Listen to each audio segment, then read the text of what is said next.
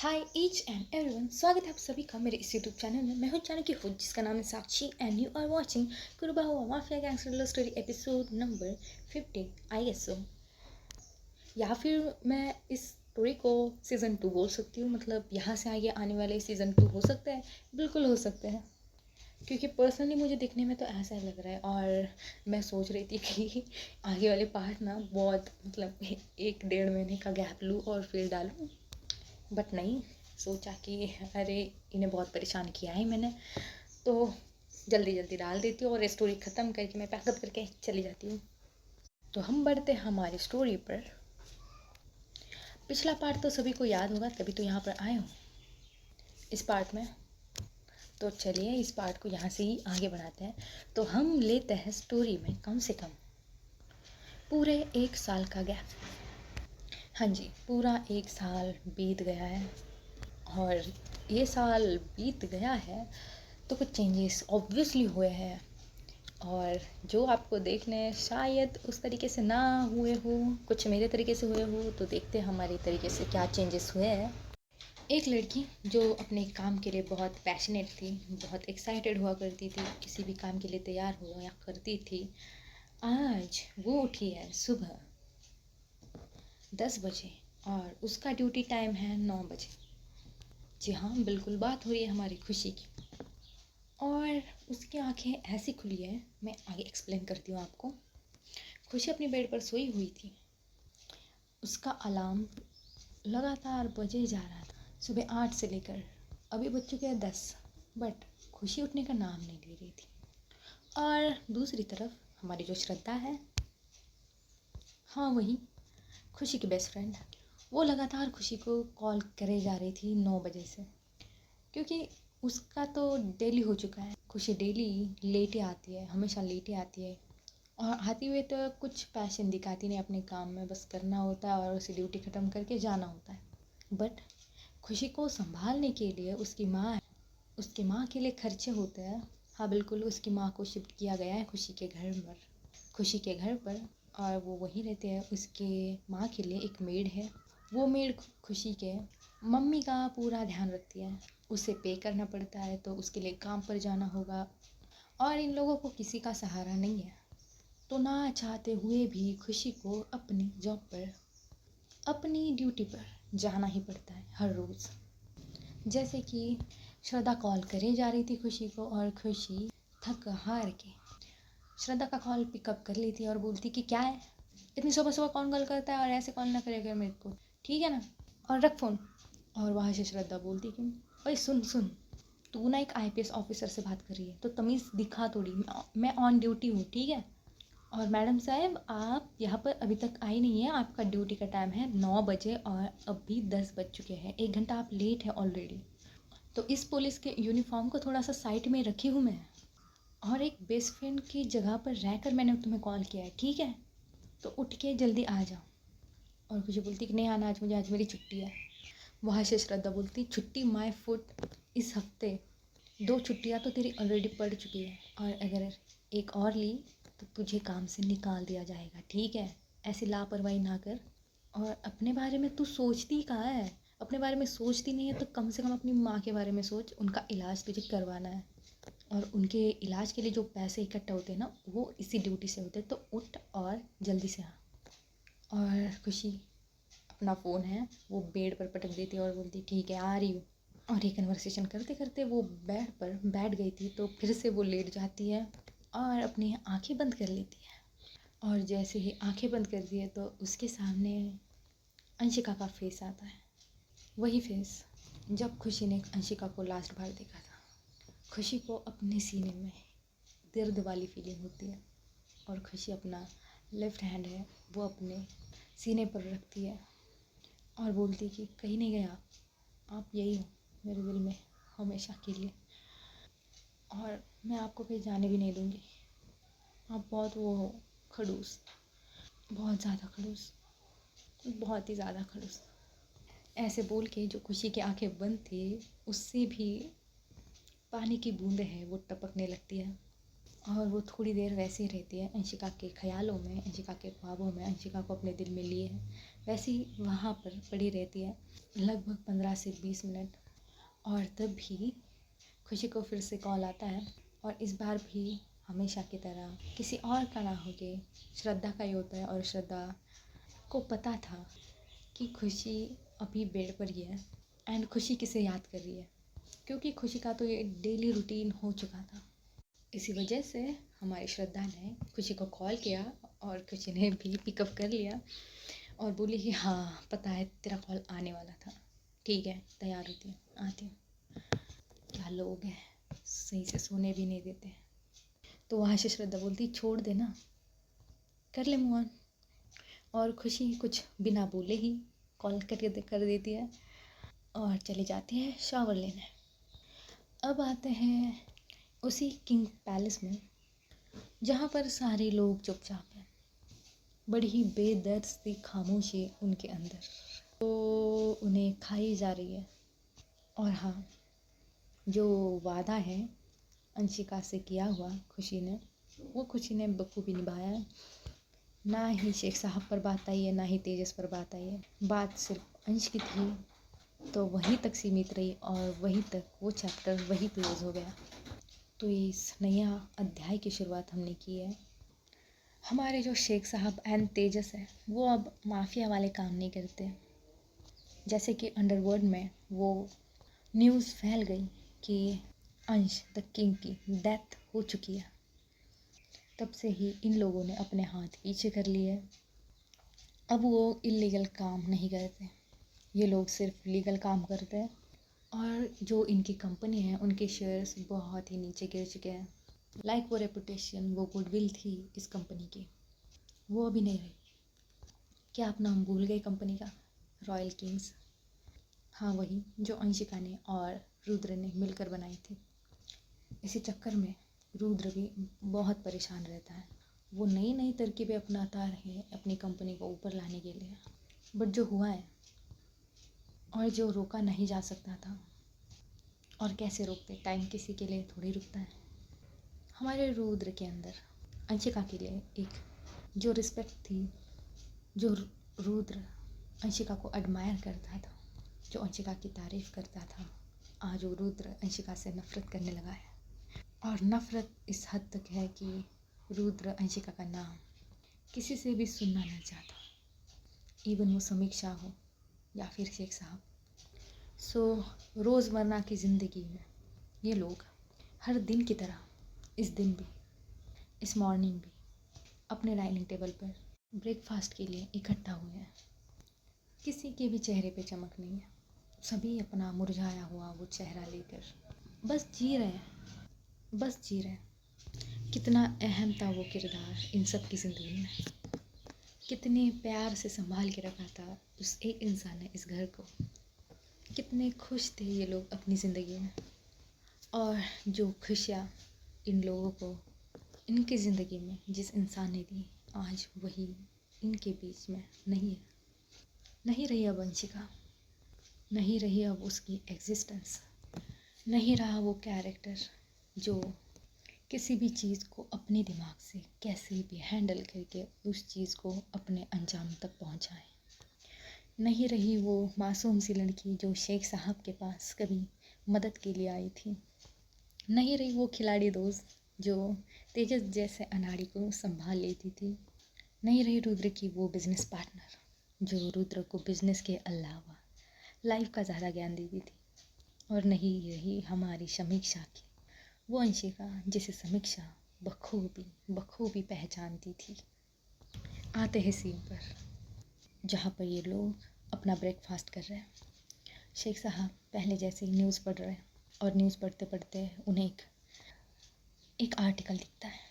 उस आर्टिकल में छपा हुआ होता है कि किंग्स रॉयल्स के शेयर बहुत तेज़ी से नीचे गिरते जा रहे हैं और कोई अदर कंपनी इसे टेक ओवर करने के लिए नहीं आगे आ रही, आगे आने से भी डरती है। अगर ऐसा ही चलता रहा तो इनके शेयर बहुत जल्दी अपने अंत तक पहुंच जाएंगे और इनकी कंपनी को डिज़ोल्व करने से कोई नहीं रोक सकता। जो इसकी कंपनी के ओनर थे अंश किंग, उन्हें गुजरे हुए 1 साल हो चुका है, जो अपने इलीगल कारनामों से पूरे देश में अब जाने गए हैं। आज के ही दिन उनका देहांत हो गया था, उनका इनकाउंटर हुआ था। ऐसी खबर उस न्यूज़पेपर में। तो शेख साहब की आंखों में थोड़े से आंसू आते हैं इस खबर को पढ़कर।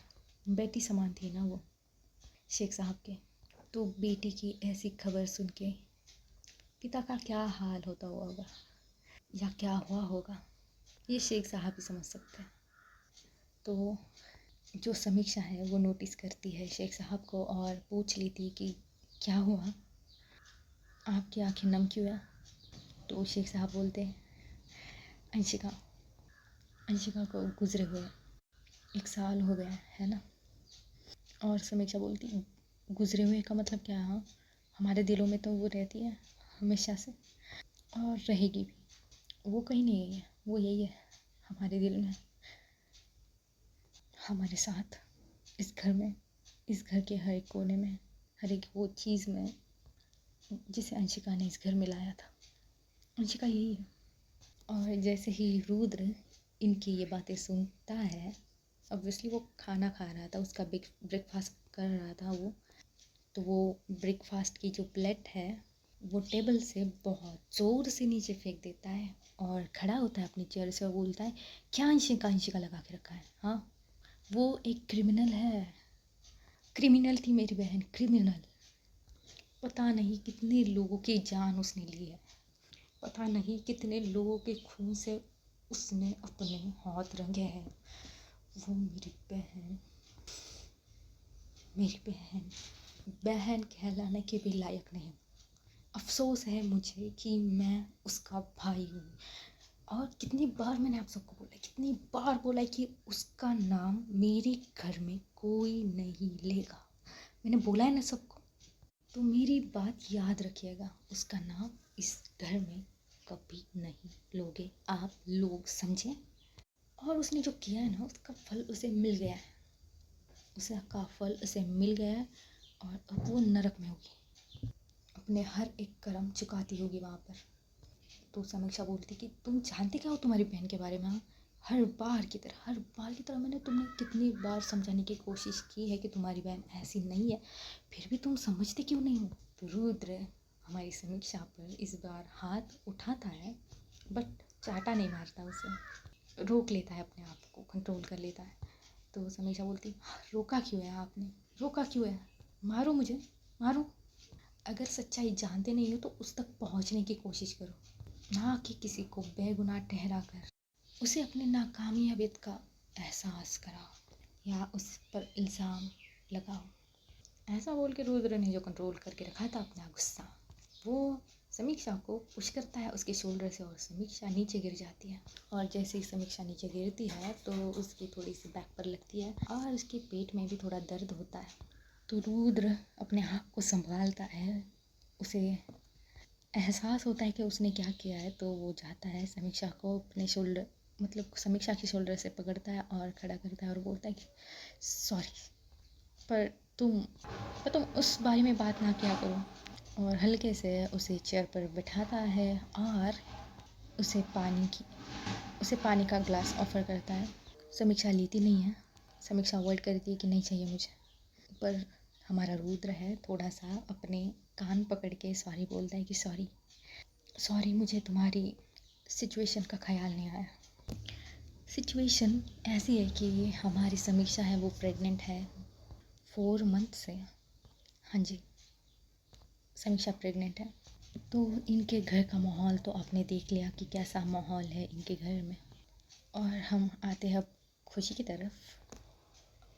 हमारी खुशी पहुंच जाती है उसके स्टेशन पर, पुलिस स्टेशन में 11 बजे।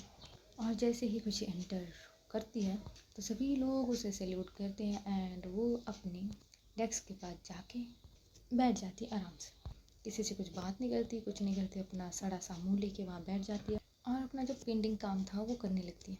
थोड़ी देर बाद खुशी के कानों में कुछ आवाज़ पड़ती है और वो कुछ आवाज़ें इस प्रकार होती है। एक सीनियर ऑफिसर एक जूनियर ऑफिसर से बोल रहा होता है कि आज का न्यूज़पेपर देखा, जो न्यूज़पेपर में पेज नंबर 4 पर जो आर्टिकल है ना अंश किंग का, उनका केस पता है किसने सॉल्व किया है। तो वो जूनियर बोलता है कि नहीं सर किसने किया है।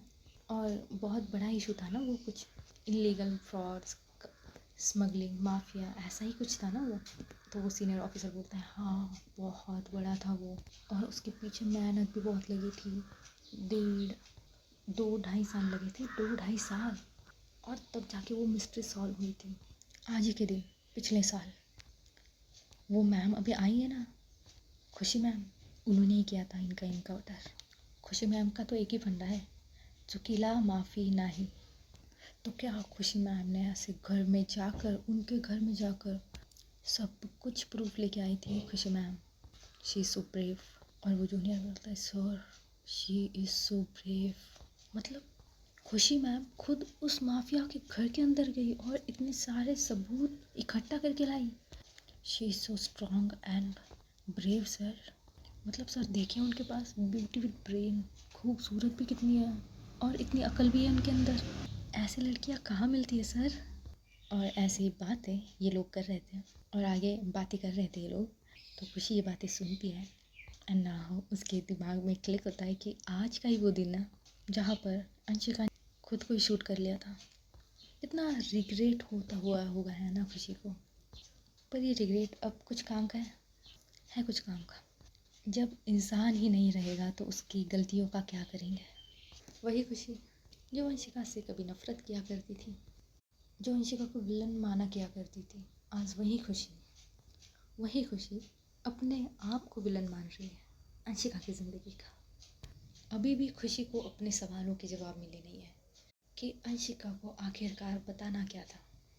खुशी अभी भी उसी रिग्रेट में है कि शायद एक बार अगर खुशी अंशिका से पूछ ली थी तो क्या आज अंशिका उनके बीच में होती। होली को कौन डाल सकता है, हुआ बीत गया वक्त था। तो उन जूनियर्स की बातें खुशी के कानों तक पड़ रही थी। खुशी थोड़ी देर चुप रही क्योंकि खुशी खो गई थी अंशिका के कुछ लम्हों में, कुछ यादों में जो अंशिका के साथ बिताई थी उसने। और फिर रियलिटी में आती है और अपनी जगह से खड़ी होती है और बहुत ज़ोर से चिल्लाती है कि शांत रहो तुम लोग, चिक चिक चिक चिक चिक चिक, क्या लगा के रखा है यहाँ बात करने आते हो काम करने आते हो, अपने काम से काम रखो।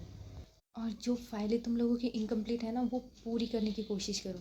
एक तो रिकॉर्ड मेंटेन करना आता नहीं है, FIR का बातें करने चले आते हैं। भागो यहाँ से, अपना अपना काम करो। और वो लोग भी वहाँ से चले जाते हैं। ऐसे ही खुशी का दिन है वो ख़त्म होता है। ऑब्वियसली श्रद्धा का भी ख़त्म हुआ होगा। एंड अब श्रद्धा है वो खुशी को बोलती है कि क्या मैं तुम्हारे घर आऊँ, और कुछ बोलती कि ज़रूरत नहीं है और वैसे भी बहुत थक गई हूँ, मुझे घर जाके सोना है। तो श्रद्धा बोलती कि क्या यार तुम पहले कितने अच्छे हुआ करती थी, तुम क्या हुआ है तुम्हें, उस एक क्रिमिनल की वजह से तुम ऐसा अपना हालत नहीं कर सकती खुशी। तो जैसे ही क्रिमिनल वर्ड सुनती है अंशिका के लिए तो खुशी देखती है श्रद्धा की तरफ और बड़ी बड़ी आँखें करके घूरती है। तो श्रद्धा भी बोलती है हाँ हाँ तो क्रिमिनल ही तो था वो अंश, इसमें कुछ गलत थोड़ी है, हमारे पास प्रूफ भी थे। स्टिल खुशी चुप, खुशी कुछ बोलती नहीं है बिकॉज सच बात थी अंशिका माफिया थी, वो क्रिमिनल थी लॉज के मुताबिक। तो खुशी अपने आप अपनी कार में बैठती है और घर चली जाती है।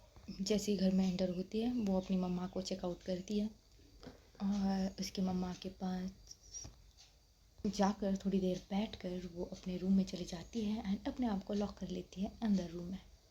और जैसे ही वो अपने आप को उस रूम में लॉक करती है तो उसके आँखों से आंसुओं की बरसात होने लगती है। वो रोते रोते अपने बेड पर जाके बैठती है, अपने दोनों हाथ अपने आँखों पर लगा के वो बस रोई जा रही है, अपने आँखों को पोंछ रही है, अपने आप से सवाल कर रही है कि क्यों क्यों क्यों मैं दुबई गई। अगर मैं दुबई नहीं जाती तो ये सब कुछ होना ही नहीं था। थोड़ी देर और रुक जाती, थोड़ा इंतज़ार कर लेती मैं। और ऐसे बोल के खुशी अपना फ़ोन है वो अनलॉक करती है एंड सामने बताओ क्या है। हाँ जी, उसकी और अंशिका की तस्वीर एक साथ। अंशिका के कुछ वीडियोस हैं जो खुशी ने चुपके से लिए थे। उस कैंडिड वीडियो में भी अंशिका कितनी कूल लगती थी। खुशी उस फ़ोटो को देख के वही गुजरे हुए पल याद करती है अंशिका के साथ। और उन तस्वीरों को देखकर बोलती कि एक बार आ जाओ ना, एक बार आ जाओ, इस बार नहीं जाने दूंगी मैं आपको, चाहे दुनिया के लिए आप कितने भी गलत हो, मैं आपको नहीं जाने दूंगी। ये मेरा दिल बहुत पागल है, ये सिर्फ आपसे प्यार करता है। मुझे एहसास हुआ नहीं था कि मैं आपसे इतना प्यार करती हूँ, इतना प्यार करती हूँ, पर आप नहीं हो तो मुझे हर तरफ सिर्फ आप ही दिखाई देते हो, आपके ख्यालों में। क्यों, ऐसा क्यों? एक बार आ जाओ ना, गुस्सा कर लो मुझ पे, मुझे मारो, मुझे डांटो आप, मुझे उससे बड़ी आँखों से देखो, या तो अपने साथ ले जाओ ना अपने साथ। रहेंगे उस दुनिया में जहाँ पे ना आप गुनहगार ना मैं। बस एक बार आ जाओ। मैं खुश नहीं हूँ, मैं आपके बिना खुश नहीं हूँ। मुझे लगा था कि वो बस एक अटैचमेंट हो गया आपसे, बट नहीं, नहीं, मैं गलत थी। आप हर रोज़ मुझे याद आते, जहाँ भी देखो आप ही होते हो।